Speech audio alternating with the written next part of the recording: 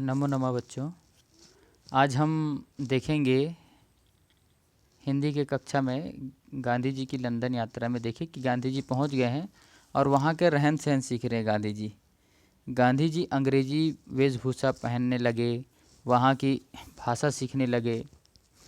लेकिन इंग्लैंड के सभ्य समाज से संपर्क बढ़ाने के लिए फ्रेंच भाषा का ज्ञान जरूरी था, तो गांधी जी ने फ्रेंच भाषा का ज्ञान भी सीखा मतलब उसकी कोशिश की।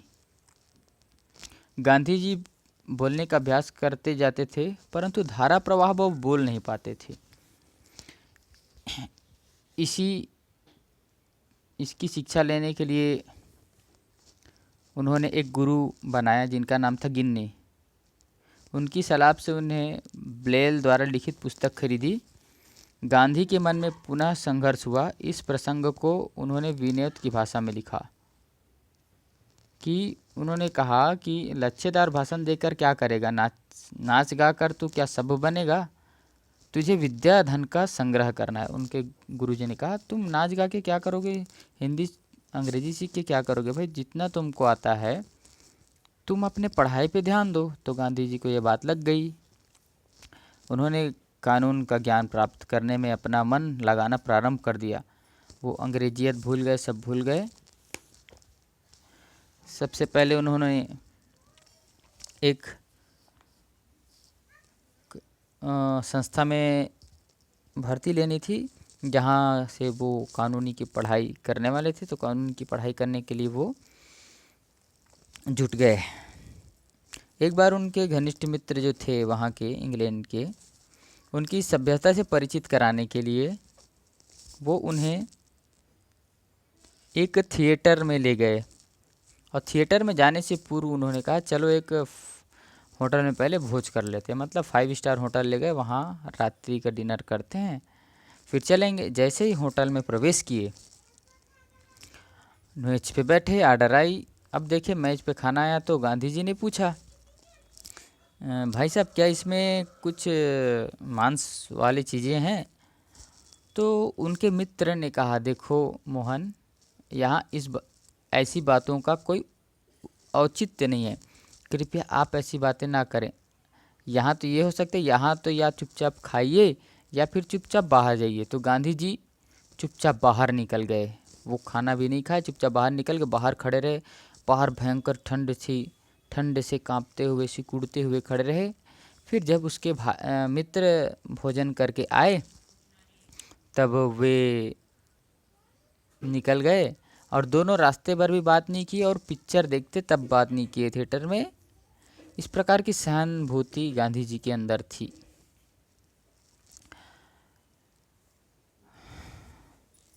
गांधी जी तड़क भड़क की ज़िंदगी से विरक्त होने लगे। अब उन्हें लगा कि मैं इस तड़कती भड़कती ज़िंदगी, विदेशी ज़िंदगी से क्या करूँगा, मुझे तो अपने पढ़ाई से काम है। मुझे अच्छे कपड़े पहनने से क्या मतलब, तन ढकने के लिए 2 कपड़ा हो जाए, भोजन खाने के लिए हो जाए। अब पैसा बचाना है। तो वो जिस घर में रहते थे उस घर को छोड़े, एंग्लो इंडियंस घर को, और जहाँ से संस्था जाते थे वहीं से कुछ दूरी पे उन्हें एक अच्छा सा घर मिल गया। उस घर में रहने लगे, अपना खाना खुद बनाने लगे और पैदल जाने लगे, जिससे पैसे की बचत हुई।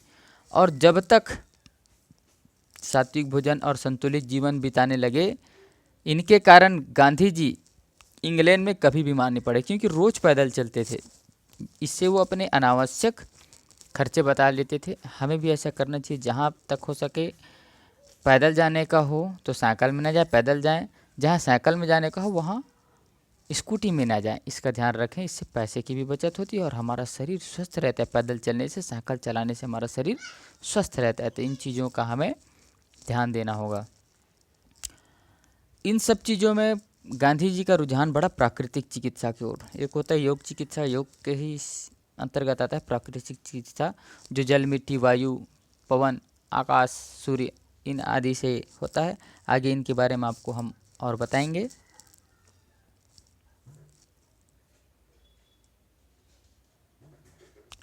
अब गांधी जी की सारी समस्याएं, रहने की, भोजन की समस्याएं तो दूर हो गई, पर तो उन्होंने अपनी योग्यता बढ़ाने के लिए उन्होंने सोचा कि मैं मैट्रिक की परीक्षा लंदन विश्वविद्यालय से उत्तीर्ण कर लेता हूँ,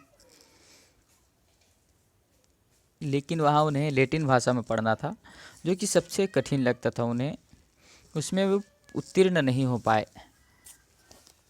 इसी में वे अनुत्तीर्ण हो गए लैटिन भाषा में। और फिर दूसरे वर्ष जब इस परीक्षा को दिलाए तो सभी विषय में सफल हो गए। लैटिन भाषा के अध्ययन से अंग्रेजी भाषा पर उनका सफलता से अधिकार हो गया। अच्छे से सीख गए लैटिन भाषा सीखने के बाद अंग्रेजी बोलने में वो। अंग्रेजी इतनी अधिक परिष्कृत हो गई कि वे अंग्रेज़ों के विशेषज्ञ भी उनकी सरलता और बहुत अच्छे से बोलते थे, सरलता के साथ। गांधी जी का जीवन सात्विक था, इस पर अंग्रेज़ों को बहुत असर पड़ा। उनके एक अंग्रेज मित्र ने जब उनसे गीता पढ़ाने का आग्रह किया तो वे बड़े ही असमंजस में पड़ गए, क्योंकि उन्होंने मैट्रिक तक संस्कृत पढ़ी तो थी, लेकिन इससे इतना ज्ञान नहीं हो पाया था कि वो किसी को मूल आधार पे वो गीता पढ़ा सके। उन्होंने अनुवाद के सहारे अंग्रेज मित्रों को गीता का ज्ञान करा दिया। आप जानते हैं गीता का जो पुस्तक होता है उसमें अनुवाद लिखा होता है ऊपर संस्कृत, तो संस्कृत के माध्यम से नहीं, उन्होंने नीचे गीता का ज्ञान लिखा था उसके माध्यम से उन्होंने पढ़ाया। और उनके मित्र से बाइबिल जो ईसाइयों का मूल ग्रंथ है उसे उन्होंने सुना और उन पे इतनी श्रद्धा जग गई कि वो उनका सम्मान करने लगे। लेकिन उन्होंने अपना धर्म परिवर्तन नहीं किया, ईसाइयत तो जान गए, समझ गए। तो हमें भी अपने धर्म से कभी अडिग नहीं हुआ। भगवान ने हमें जिस धर्म में जन्म दिया उस धर्म में हम अडिग रहें। कुछ पैसों और कुछ चीज़ों के लालच में हम अपने धर्म को ना छोड़ें। कुछ छोड़ते हैं तो उनको समझाएं, क्योंकि दुनिया हमारे धर्म के बीच आ रही है, सनातन हिंदू संस्कृति के बीच आ रही है, तो क्यों हम अपने धर्म को छोड़ के दूसरे धर्म के पास जाएं।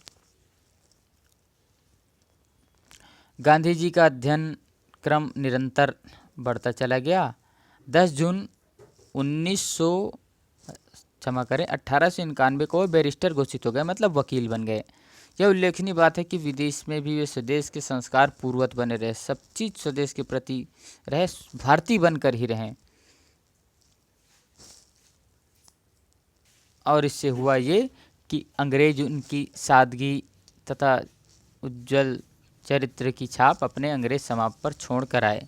ऐसा नहीं कि वो अंग्रेज बन के आए, उन्हें भारतीयता की इतनी अच्छी गहरी पकड़ हिंदुत्व की बना गया कि वो लोग अरे यार सोचने में लग गए कि देखो हिंदू संस्कृति कितनी सभ्य, कितनी शालीन है। और पढ़ाई वगैरह करने के बाद अब गांधी जी वापस लौटने लगे तो उनका आदत था छत पे जाके बैठते थे, तो जहाज़ के, तो उनको अच्छा लगता था डेक पे।